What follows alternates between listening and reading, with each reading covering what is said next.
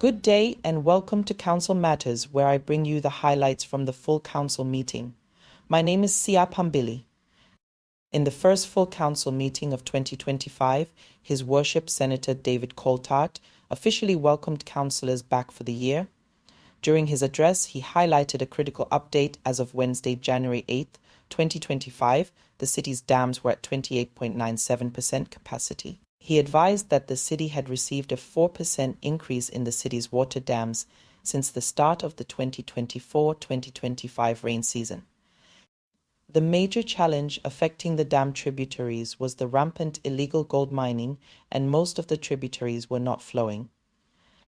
As we know, those of us who have read the reports from our engineering departments, despite the rain which is held, which has fallen, our dams are still only sitting at 28.97% full, and so they have risen only 4%.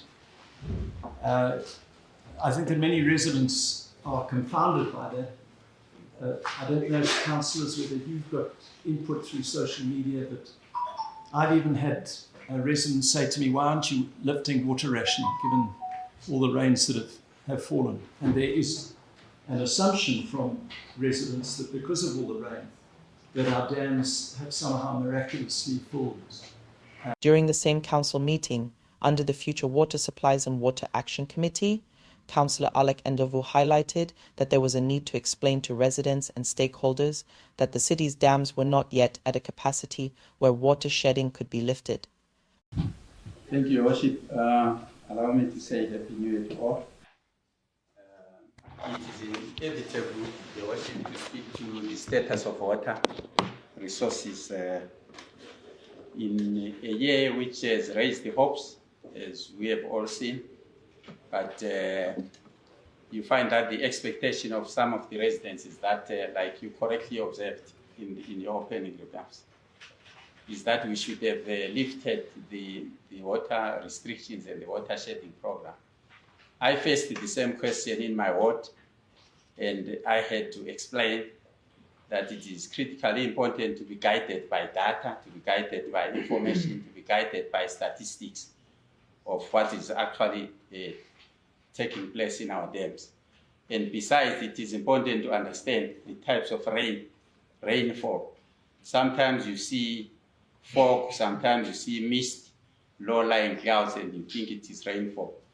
That is one. Number two, there is also what we call light rainfall, which is just a drizzle, and there will be hardly any surface runoff when it rains, but people will be saying it is raining every day.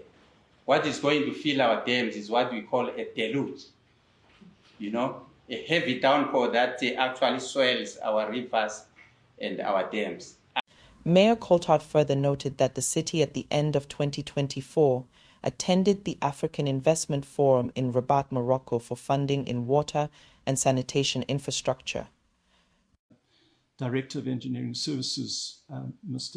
Ngube, and I attended the Africa Investment Forum in Rabat, Morocco, with a view to seeking funding for the new glass block dam.